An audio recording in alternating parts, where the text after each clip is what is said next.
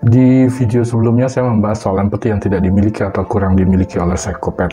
Saya menyebut juga orang yang normal juga bisa kehilangan empatinya pada situasi tertentu, misalnya stres. Sehingga Anda perlu menguasai cara menurunkan stres, karena stres bisa terjadi setiap waktu dan bisa terjadi berulang-ulang bahkan untuk waktu yang lama. Stres adalah sebuah respon tubuh Anda pada sebuah situasi yang mengancam atau tidak Anda sukai. Misalnya saat Anda sedang berjalan kaki, lalu tiba-tiba melihat dari arah depan sebuah bis besar melaju tepat ke arah Anda dan akan menabrak Anda. Mata Anda menangkap bis itu, lalu meneruskan informasi atau signal itu ke beberapa bagian otak, termasuk bagian otak yang bernama amigdala. Semua proses itu terjadi secara seketika sekali. Amigdala lalu meneruskan lagi signal itu ke beberapa bagian otak dan bagian tubuh lainnya sehingga keluarlah hormon stres seperti kortisol dan adrenalin. Lagi-lagi proses ini terjadi seketika sekali.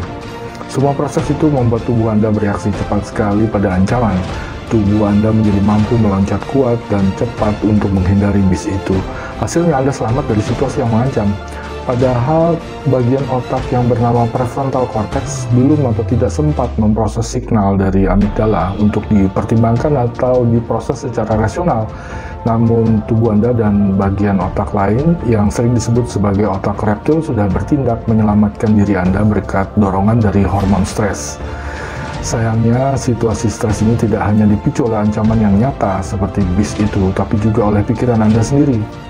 Kadang pikiran Anda memang cenderung memikirkan hal-hal negatif seperti kehilangan pekerjaan atau penghasilan, suasana kantor yang tidak menyenangkan, situasi lalu lintas yang amburadul, kehilangan orang yang dicintai, mengalami konflik keluarga atau pasangan, menderita sakit parah, suasana pilpres yang mengerikan, tujuan hidup yang belum tercapai, dan lain-lain.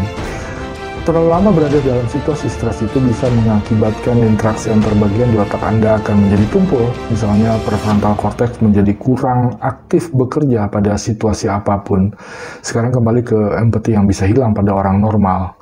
Empati itu adalah sebuah proses yang dihasilkan oleh interaksi antar bagian di otak seperti prefrontal cortex, amigdala, hippocampus, dan lain-lain. Jika interaksi antar bagian otak itu terganggu, maka terganggu pula proses pembentukan empati. Anda bisa melihat sekarang ternyata penting untuk memilih pemimpin yang memiliki emotional stability, atau kemampuan untuk menurunkan tingkat stres, atau yang sering disebut oleh Daniel Goleman sebagai kecerdasan emosional atau emotional intelligence. Jika tidak, maka pemimpin itu tidak ada bedanya dengan psikopat.